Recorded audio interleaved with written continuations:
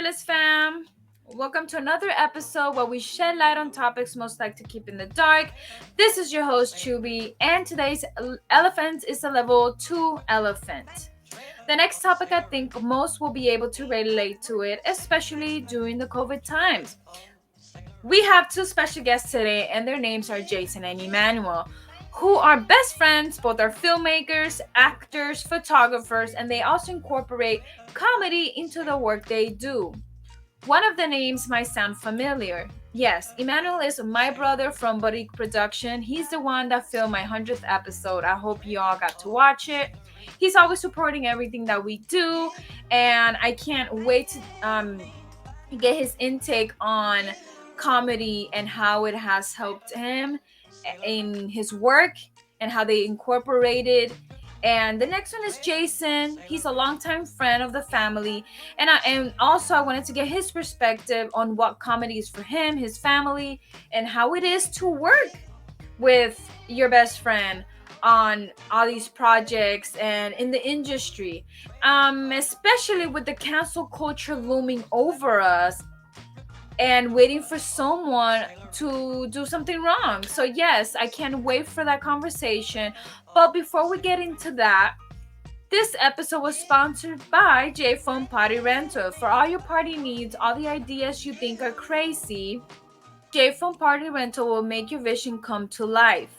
Just like my backdrop right here in my studio. Give J-Phone Party Rental a follow on Instagram at J-Phone Party Rental, or send them a text at 786-769-4950 and tell them that Chubby for No Filters, No Fears sent you. And now welcome Jason and Emmanuel to the show.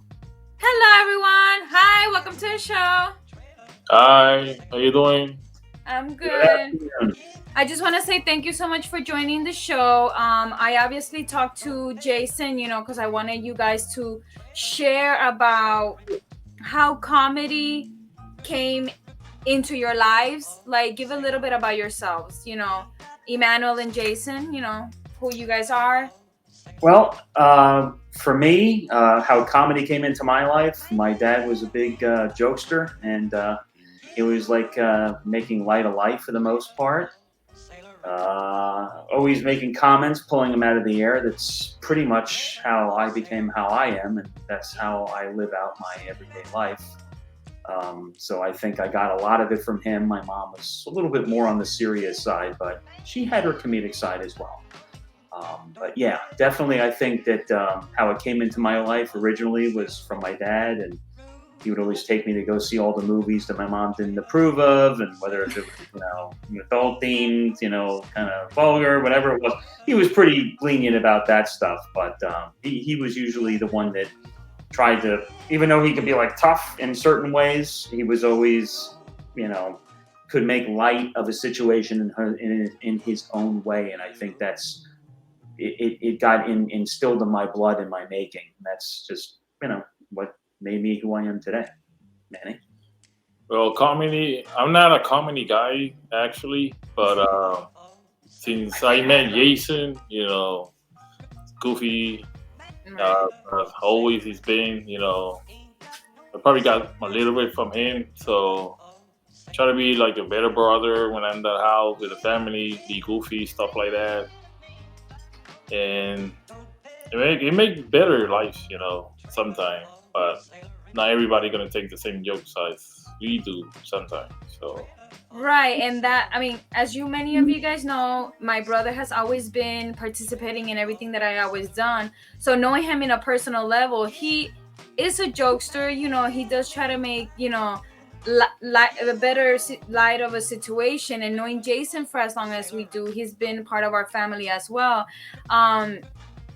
I always seen the things that you guys worked on together. How is it to work together when you guys are two different aspects, I guess? Like, I'm not a comedic person either. Like, comedy to me is not my thing, because I'm a dark sense of humor person. So how is it you, Jason and Emmanuel, working together on other projects that you guys have worked together on? Well, it's I always usually conjure up all these ideas, whether if it's, something that my mind was wrapped on for a long time, or something that I just had a dream about the other night, and I, messaged him about it and say, look, this is something that I can kind of see us doing, and he'll be like, all right, this thing, okay. So I'll just be sitting there and be like, okay, I'm just gonna kind of type up a little treatment. I'll sit there on my phone or go on the computer or whatever it is, type something up, and I'm going to be like, look, it's going to be out there. It's going to be over the top. It's going to be a little ridiculous. Probably a lot of people will shake their heads. But, I said, hey, this is kind of something I want to do. And if you don't agree, you don't like it, he's usually always like, okay, let's do it. That's fine with me. But he says he's not very comedic, but my kids would disagree with him. So they love seeing him. He's always laughing, making them laugh. It's pretty good. So, but working on the projects and stuff, yeah, I mean, coming up with some of the weird stuff that we do. He may not get it or understand all the time, but he always sees it through, regardless what it is. He's willing to go full on in it, and I'll say, look, it'll make sense. Just stick with me on this, and we get on the same page and it works. How do you feel? I know all these crazy ideas since we met. It's like I always supported him since day one, since nobody has done it before. It is because to show people that we can do stuff. It's not about comedy, but we do serious stuff too as well. We actually participate on film festival.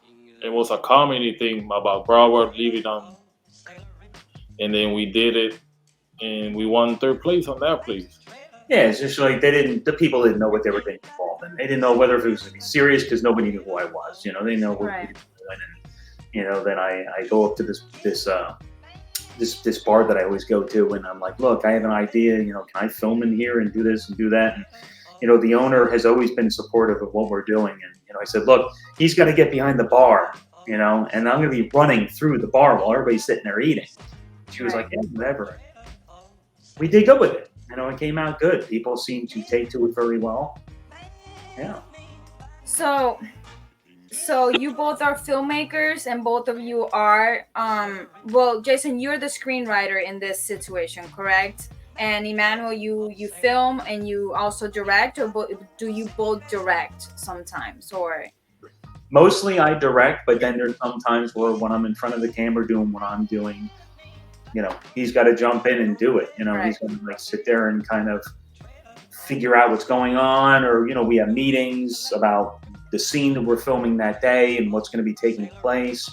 And I said, look, I got to get in there, so you got to kind of lead. And he does direct. Right. He went to film school. I acted in his very first project that he wrote, he directed, he came up with, and he also in all of our film projects, he always leads, gives advice, things that he think may make the scene better, or maybe it's not going to make so much sense, or it's not going to work because of this and the reasons why it won't work. And yes, I write. I like to act a lot in front of the camera. In terms of like props and stuff, we've worked together to make them. Like when we did the spoof of RoboCop, he and I made the outfit together. We did Back to the Future spoof. We made the white truck together. Yeah. We made the plutonium chamber together. We always find a way to figure out and problem solve, whatever the issues are. What is it that's going to stop us from being able to do this project? What's going to hold us back? And because of that, we just got to find a way, and it's always worked. He's always been patient with me. We've very rarely disagreed when we've made our film projects. Right. We have a blast making them. We're always laughing. We're always doing something silly. I think that's a good thing when you could find a partner that you could like agree with on certain things or like majority of the things, because it makes the process smoother, you know, instead of like having like to stop every time, or like the disagreement will like hinder all that. So where do you guys keep all your props? Do you guys keep any, or do you guys give them away? Or... And, well, the RoboCop thing we kept for a while, and then it started Yeah. kind of degrading as the time went by. It was the glue that we were using to put all the rubber matting that we used to put it together. It just started kind of peeling off and Coming off. yeah. And I was like, forget it, because now with the kids and stuff around, because we did that movie per se, RoboCop, we did it right before my daughter was born. No, that's a long. Yeah, so it's just like I keep this stuff in there. Now I got my son, obviously. He's 3 years old. My daughter is 8, and my little one, he loves all the stuff that that we make and that we're doing. And if he looks into my closet, and he'll find a prop or a mask or a cape or wig or something he wants to try it on, or he'll tell me, "Put it on, Daddy." And so yeah. I mean, I let him rummage through all my stuff and try it on. But in terms of like some of the stuff we've made, I don't know if you still have the Emmett Brown truck. I don't know if you still have that or no, not. I don't have that. Okay, so that didn't survive. What I have is day live mask. That's what I have. Yeah, the ones that we made from scratch for that. We used Oh wow.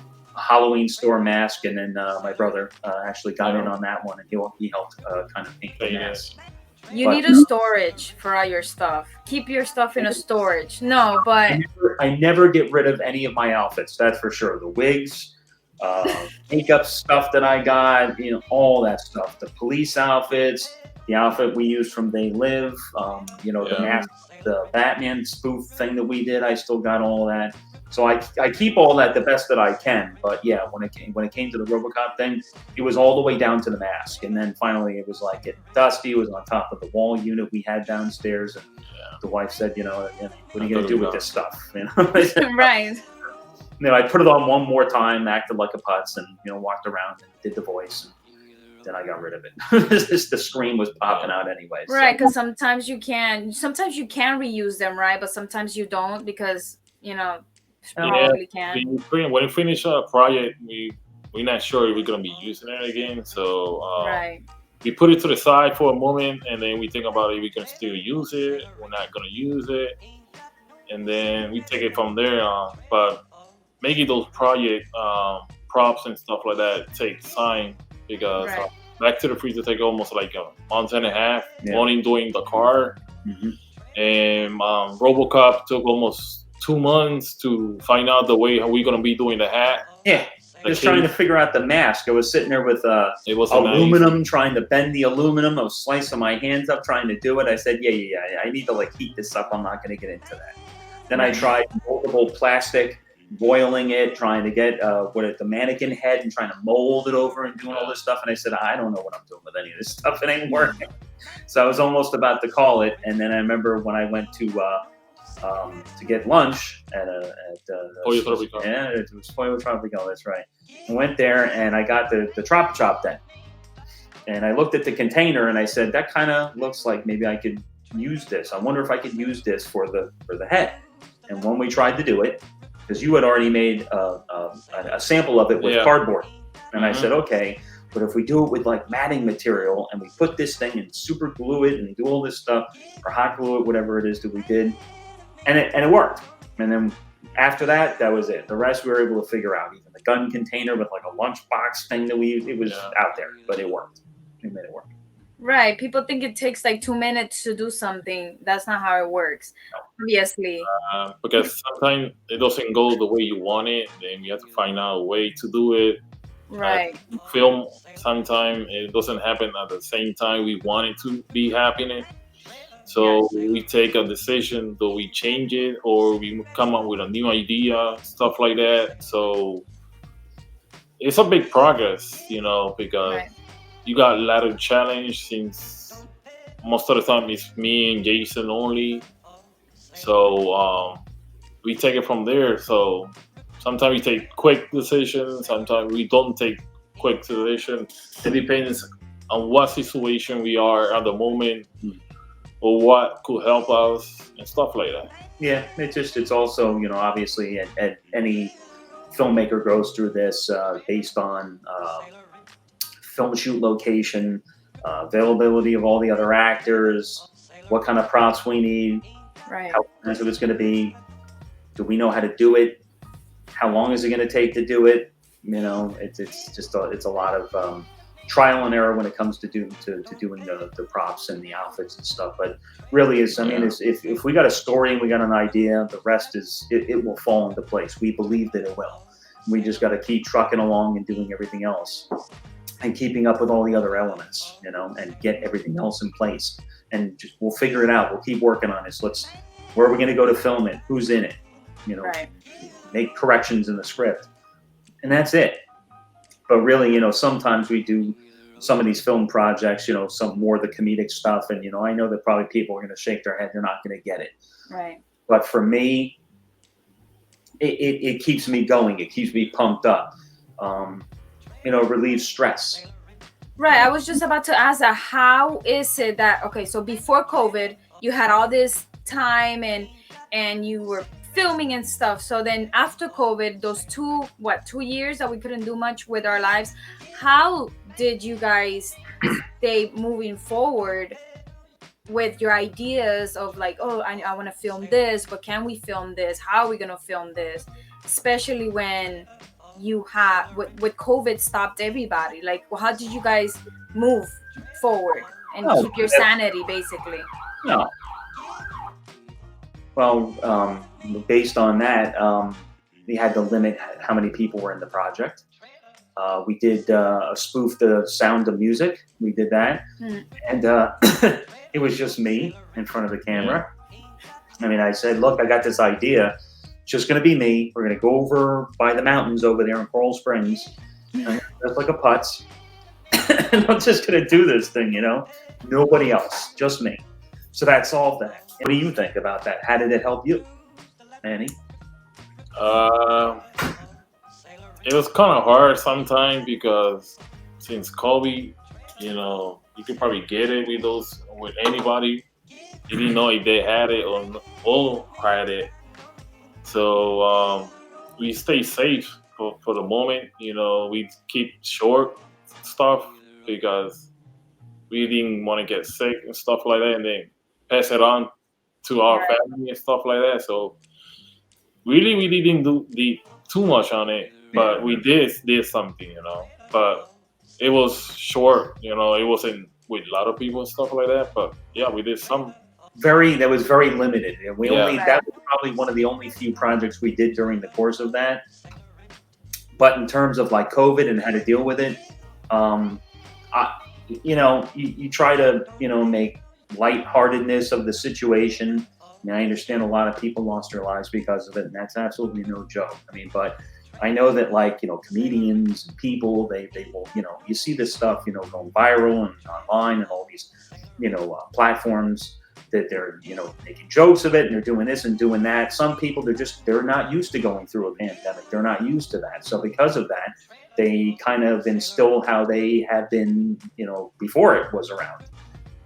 Before COVID was here, still just being lighthearted, making jokes of stuff, And some people, because they lost people through it, they must have thought those people that are making jokes and doing it, they're evil people, or maybe they're really mean and they don't care. And, and that's not true. Maybe there are some people out there that are truly just rude, mean, insensitive people that just don't care. But there are some people that just feel that that's the best way to deal with it. And being in unknown territory and being stressed, and they don't want to show it, so they want to keep trucking along and being how they are every day, everyday life, the norm. It's like, okay, this person's not joking like they used to now. Oh, it gets me a little nervous. Geez, what's going on with them?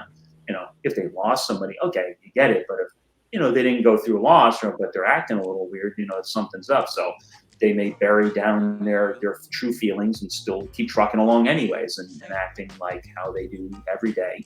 Like I said, even before the pandemic. Now with me, you see, I work at a water plant, for my, day-to-day work, my job. And, I started seeing big guys, big tattooed, built, ripped guys, tough, nothing bothers them. And you can see they were starting to get off a little bit nervous and not knowing kind of how to deal with it because they have families and kids. Right. Nobody wanted to, get anybody sick. But for me, the best way that I could deal with it was I was always trying to see the light-sided part of life. And I would always, with me, I like to pick things out of the air or out of a conversation. It could be a conversation other people are having. Maybe there's somebody who's down. Maybe it's not per se just, going through the pandemic and stuff like that. It could just somebody's having a rough day, or I'm having a rough day, and the best way for me to deal with that is to make jokes. That sometimes people hide their nerves through it, their stress, they can relieve it, or it helps them to hide it by being comedic.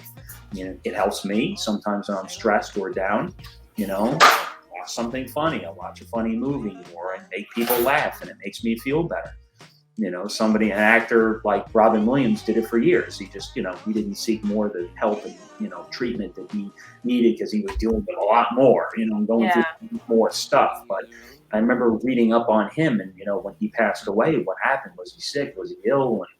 And I think there was something that was coming out that he was trying to hide from the public, but there was some other things that were going on with him. But he was one of the top-notch entertainers out there in the world. And, the thing is that he was also so great at being serious too. Right. And I took a liking to that, because it was like people probably looked at him as being goofy all the time. And then when he tried to do some serious movies, at first, I don't think people really took it seriously. Then when they saw he had serious acting chops, like, well, they got blown away by it. Right. With him, it's just like with me. That's why, I don't want to just always do serious films. I want to do, comedic films. I want to do a serious film as well, so that way I can change it up and let people know that, I do have serious jobs. We do like to break away from the normal. And we have actually done some serious films in the past. It's just been a little while. But we're looking to kind of steer a little bit into, but the comedy is always going to be there. There's always going to be something that's going to pop up in my head because it gets me excited. It gets me amped up. I feel it's an escape from my everyday life. The same for anybody who's a part of it, who gets to I can be somebody else. I can act out. I can do something I know I couldn't ever get away with in real life, and that's the beauty of filmmaking. When do you guys think is the right time to joke? Like, that's my thing. Like, is it appropriate? Do you always think it's appropriate? Or when is the line? When do you cross that line? Well, there's a lot of sensitivity going on right now in the world. And yes, you have to watch certain things that you say, because then you don't know who you're going to affect, who you're going to bother. I in one of our past movies, I did blackface, and because of that, they wouldn't show the movie in one of the festivals because of it. But then it got shown in another festival because they just didn't really see the problem in it. But everybody's different. I tried to make a very conflicting argument with them, and I said, look, it wasn't like I didn't try to get an actor who was of this background. It was just all the people I knew were unavailable at the time. We were short on time for casting, and I just kind of had to get in there and do it. And as a little hidden joke, I kind of in the movie put like a little piece of paper that actually describes why I did what I did. So that way there was some explanation into it. So it wasn't like, okay, that's just what their idea was from the jump. No, it wasn't. But and I also did dress myself up to look like an Indian guy once. And it wasn't to hate on Indian people at all. I love people of all backgrounds. I do.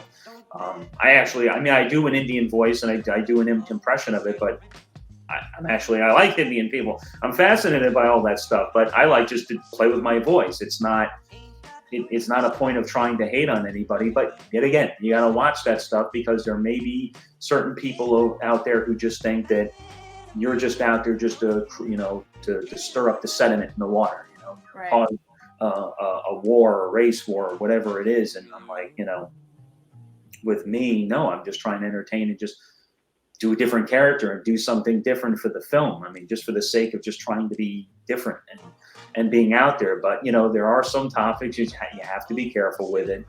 You have to watch what you're saying and what you're doing. And, it's hard. You have to watch how dark you can get in the film and what you do.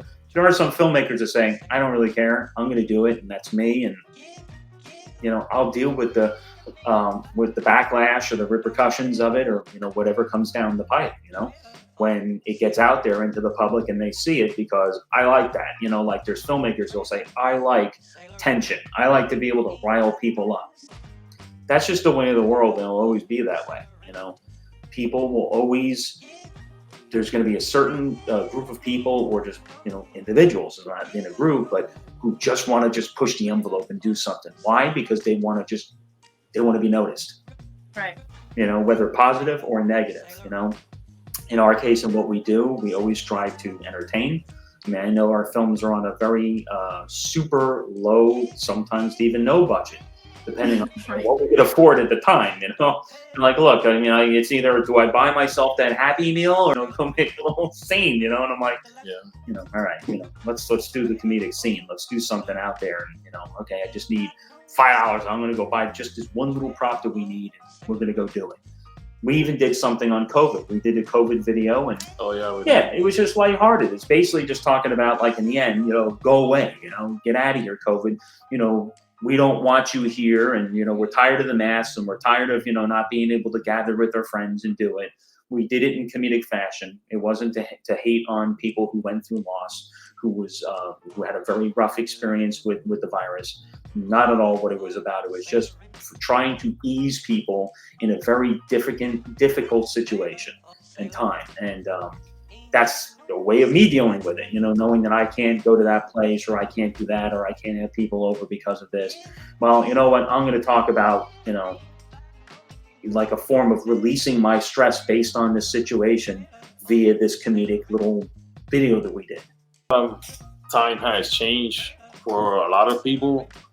And because we had like film, now we are in digital, and that it's like people as well. People, it's not like the day before, now they change, or something make them change, It's not like, and the world's changing too, so it's sensitive what we do sometimes, because we get critics. So, well, I'm personal, I don't take it to critical so hard.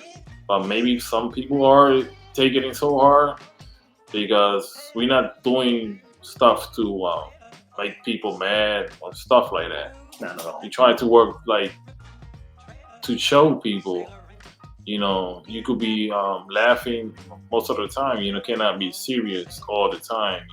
Yeah. Like Jason saying, we do serious stuff, we do comedy stuff, but like I see it. Today's days are not like day before. You could take a serious joke. Now the same joke is not the same as today's days. They get offensive. So it depends on everything on today's days. So a good joke could be a bad joke. A bad joke could be a good joke. So it depends how people take it. Right. I feel like today's days. I feel like it's there's the difference between what you guys are doing, light comedy, like to bring people joy, and then that comedy that people are just doing it because they think it's funny. And like you said earlier, Jason, people just don't care. They're like, I'm gonna do it, and that's it. And that's the people that don't take into consideration what is happening out there. I'm not saying that you have to censor yourself and be like, oh no, don't say that, don't joke about that. But at the same time, it's like, you can't I personally feel like you can't live yourself in that sadness all the time. Like at some point there has to be light at the end of the tunnel, right?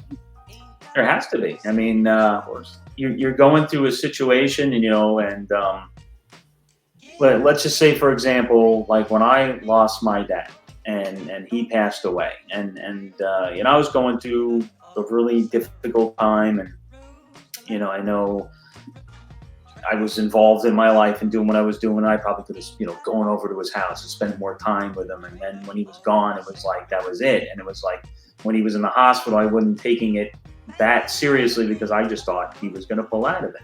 And as soon as he went into the hospital, that was the end. He never came back out. And, I went through, down depressing time, and I wanted to pull myself up out of it. And to try to do something lighthearted. So that's where I ended up coming up with the idea to do the spoof of Desperado.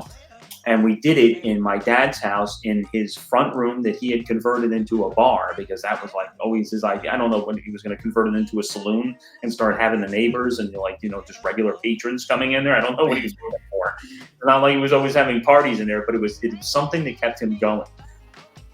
And he was very proud of doing that. I remember helping him lay the tile for the bar top and the floor, and him ridiculing me for every little thing that I was not doing right, and criticizing my work, and not doing the grouting right and all this other stuff. Right.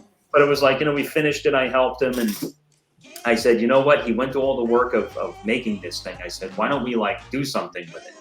So I remember it was like, well, a year, maybe a little under a year after he had passed, and then I came up with the idea for a spoof of the movie Desperado. And we did just the bar scenes. I just wanted to do strictly the bar scenes. And by doing that, and then having fun and getting a group of people to come out that believed in it, because it was all for free. I had everybody. I said, hey, anybody that can help me and come out and be a part of this, I guarantee it's going to be fun. We're going to get a good, fun project. Hopefully, everybody enjoys.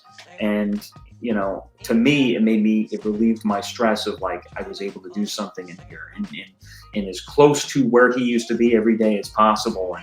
And that was me releasing the stress by doing that, and the depression and the sadness is by saying, maybe if he's wherever he is, if he's in heaven or taking in a harp lesson, he's able to take a break and look down and watch this project and probably say, you know what, that was one of my favorite movies. So I liked that. You were able to do something and use the bar for something. Everybody was in there, so everybody got to enjoy it. So for me, that's the way of releasing stress, by making people laugh, getting involved in a project, knowing I can be silly with my kids, making the guys laugh, even though sometimes they like to bust my chops and say, oh, you're corny or this or that. And I said, yeah, maybe corny, but you're laughing. So, whatever, it's a win for me. And I said, you can release, you can laugh, it was funny. Right. But that is how I deal with all that stuff, and especially unknown territory. But yeah, there's some people that will just do stuff just to get attention, regardless of whatever it is. They will do pranks, they will do this, they will do that, they'll bully somebody, there'll be this stuff all over the place. And, unfortunately, those are the type of videos that get a lot of attention.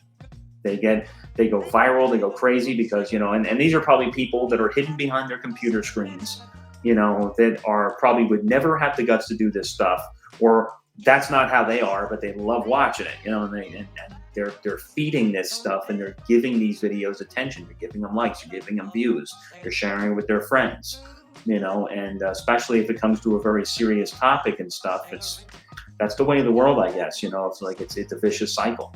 People are going to keep doing it. They're right. Like it, they're going to keep making it.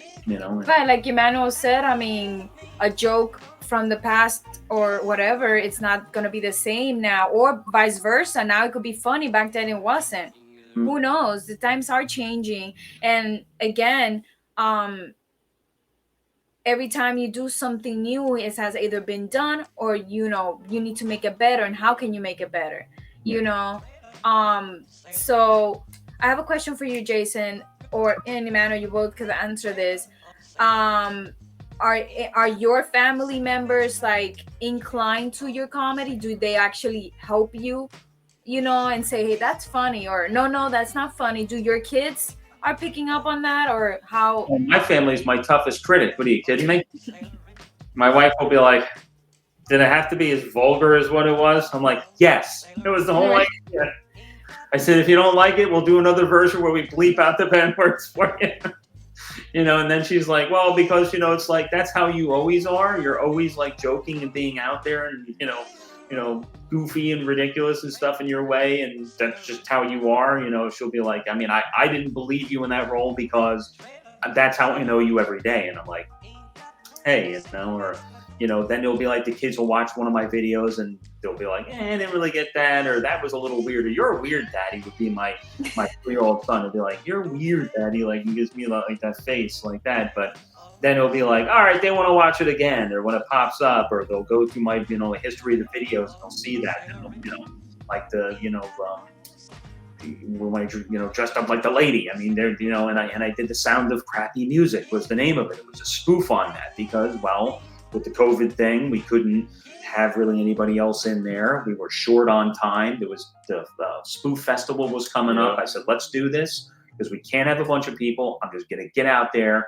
And basically, I was like supposed to be like an escaped mental patient who just wanted to just get out and be free and be themselves, even though maybe they have multiple personality disorders. There was more behind it than just, me like dressing up like Julie Andrews in this movie, and that when I showed it to my family and stuff, they that was a win to them. They all liked it. It was clean, and then it was like, my wife was a little like, well, it's like, there could be, maybe somebody may take that the wrong way. And it said, there's a chance that somebody can take anything the wrong way.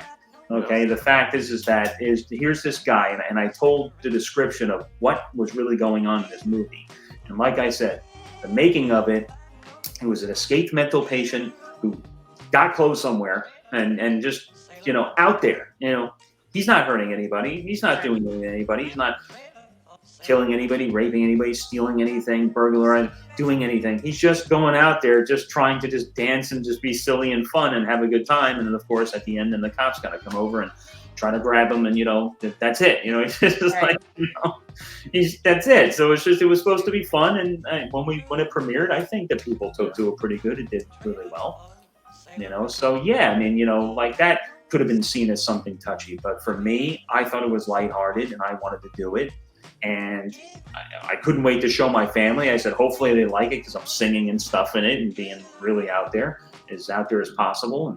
But yes, if it's something that's a little weird or something that, they could have been like, my kids are small, so they may not understand a lot of it. But right. like my wife and stuff, she may say, oh, you had like a good concept, you had a good idea, but then you took it really, comedic, and it could have been more like serious, or you could have laid off in the language. And I'm like, I most certainly could have, I could have done that. But for me, that's just kind of how I saw that particular project and taking it there. But yes, my mom, she'll watch it, she'll shake her head like this. But then, if I see her giggle, I'm like, you're shaking your head, but you're laughing though. You know what I mean? So, I'll take that. I'll take that laugh, But yes, my family could be sometimes my harshest critic, as I think every family's can be. And I know that they only mean the best. I know that most families, they want to see their son, their daughter, their husband, their wife, their children succeed and do good in whatever it is that they're doing.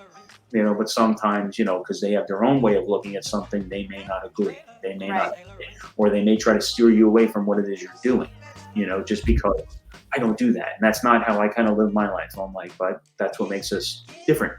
We're different individuals. And it's, if you like it, that's fine. If you don't, turn it off. Don't watch it. Right. I'm not sitting here, lifting your eyelids up and forcing you to watch the movie. No, watch this. What do you think, Manny? What do you think? Jason said everything, because sometimes before we say we do any comedy film, we discuss it, and he will tell me the joke. He would know right away if I like it or not. If I start laughing, he know I like it. Right. Like it, well, he still know about it. So unless you're one of those people that just laugh when somebody else laughs. So like, I don't get it. So since we were working, how many years now? 12, 13 years now. Yep. It's been a long time. It's a long time that we worked. So most of the time I get his jokes now because I'm used to him, But he will tell like other people the joke like right away. They might get it, not get it. So like you say, if you like it, watch it. Or not, don't watch it. Nobody is obligated to see our stuff. So it's hit and miss. When you're a comedy, you gotta be willing to take the hits with the misses. Just like anything in life. You gotta take the risk. It may not work, it may. You don't know. I always say there's an audience for everything. Whoever's gonna love your work, they're gonna be right there. I personally watch some of you guys' stuff. I've been to some of your premieres of the spoofs and stuff. Hilarious stuff, But again, there's always gonna be an audience for what you guys do. If you don't like it, great. not your cup of tea, move along, and that's it. Go drink coffee or something. But no one's telling you to watch it. So yeah. So do you guys have any future projects coming up that you want to share or not share, or? I mean, right now I'm still trying to conjure up an idea for a serious short film, something that's going to bring up the emotions. It'll bring up different emotions. Maybe sadness, a little anger, maybe something that brings you down and lifts you back up. I kind of want to do something like that in the next more full-on short project, kind of like in the length of the very last one that we did, the Destined Collection. So I want to do something so that way it challenges more of me as an actor, also as a writer, to be able to, because comedy comes so easily, regardless whether people get it or don't. To me, when it comes out, and if I'm looking at it like it, I go with it. But with the serious stuff, that's a little bit more challenging. But I mean, I have scripts that are actually laying around gathering dust, and they just haven't been done just for, I couldn't get my hands in the shoot location. It's going to take longer to kind of cast the right kind of actors for it. I do have a couple of short films, and literally they are done. I mean, they're just kind of sitting on a memory card right now. But I'm looking for something that's and because those are a little bit more involved, they're a little longer, and it's going to take a little bit more of a budget in which to do it. But I would like to do something that's also short, small, project based, but something that maybe we can knock out within a month or do something like that.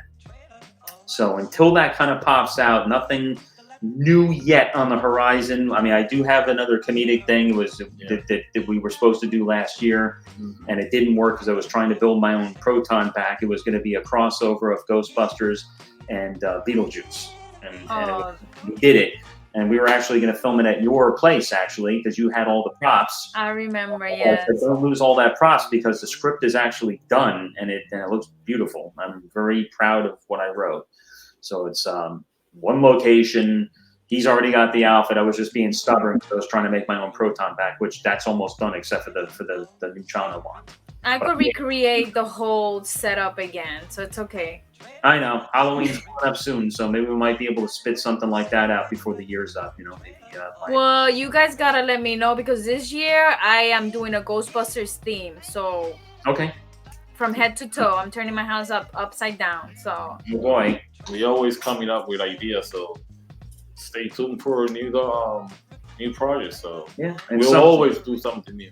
There's always something to come up, because I never know what's going to pop up. I mean, the last movie that we did, based around the guy who's trying to, get his, vintage card collection, that came up when I was going through all my old boxes and came across a vintage card collection that was in the bottom of the box. And I was like, oh, geez, I still have this thing? And it was all the comic book characters, all the wrestling, guys from the 80s, and they were all in mint condition. I was sitting there, I couldn't believe I still had all this stuff. And then that's slowly how that idea for that film came up. When will that one be released? We're still trying to see if we can submit that into the Fort Lauderdale International Film Festival for the Filmed in Florida segment. That's coming up soon. I believe that festival takes place in November. So I have to go back on the website and find out when the submission deadline is. I was looking, and then I got with the kids and home life and everything else, kind of, keep throwing me off on my concentration. But it's not a bad thing. It's just, my family and everything else, and what I normally do. But yeah, I've worked hard to try to make that movie with this man here, and we got to try to figure out how to get it out there so people who are involved in the project, their time was worth it. So where can people find your work? Is this your basic? Is that where people could locate you guys on Instagram? On Instagram, it's Jason Galati, film and photography. Okay. Film and photography. Okay. And projects you can actually watch the full length films would be on Boriki Productions. Yeah, that's on YouTube. We got our YouTube channel, so everything that we do is on there. So. Okay, wonderful. Yes, it's getting to that time, Fearless Fam, where if you have any questions, just leave your comments below for Jason and Emmanuel. Whatever you guys want to ask them, I will make sure they get the questions. So you already know where to find them. Jason and Emmanuel, thank you so much for joining the show and for talking about something that comes so natural to you guys. But also, we know the repercussions of our jobs, like being a photographer, filmmaker, or whatever, a screenwriter. It is hard sometimes because we don't know, again, like you said, Jason, hit or miss. It's going to be both ways. But thank you again so much for joining. Any last words you want to tell whoever's watching? Just, I hope you enjoyed this podcast. And like I said, any questions you have, feel free to ask, and I will make sure to answer them back. We will. If you have something specific for Manny, coming from an editing, filmmaking standpoint, if you want to know something about writing, acting, something also we're looking to do on the side additionally is, any actors out there who hasn't really gotten any work, who's looking to get something out there, we can film a demo reel and photography. We can do a package deal. We could do headshots and also I would say 2 or 3 scenes for micro scenes. Mm-hmm. I would write, so I have a bunch of different ideas for scenes, and then the client would go over it and they pick which scenes they would like the theme, and then I can type the stuff up, and if we're in agreement with the scene, we can direct it, we can film it. We can edit it together, and we can also do the headshots. And like I said, make it a package deal, and then the actor can submit it out to the agencies. Because I know how hard it is to be able to get casted and stuff down here. I mean, sometimes it's dry and there's not much going on. There's nothing that's really to get casted in, or Right. there's also so much competition. So there's no a lot of actors out there. They don't have footage. They don't Right. have. And So the if filmmakers down here that do it, they're more seasoned than say we are. They charge a lot more. They're very expensive, but Right. I guarantee you, we can come up with good footage. We can come up with good material in which to be able to film the scenes. So if there's somebody out there who's watching, or anybody that and stuff that's looking for something like that, believe me, we can come up with short little scenes. We could do something of different genres. You want a little humor, you want intense scene, we can do that. And then we can also do the headshots and package, wrap it all up for you. And that way it's ready to submit out there to the agencies and see if you can get casted. Get with, an agency, because it's hard, if they don't know what you can do and what you're capable of. And this is the perfect opportunity. So if you're in South Florida, reach out to Jason and Emmanuel for this package deal. That sounds like a good deal. Yeah. But so reach out to them. Already know where to find them. I just want to say thank you for watching, and have a good night, everyone. Stay fearless, everyone. Thank you. Peace.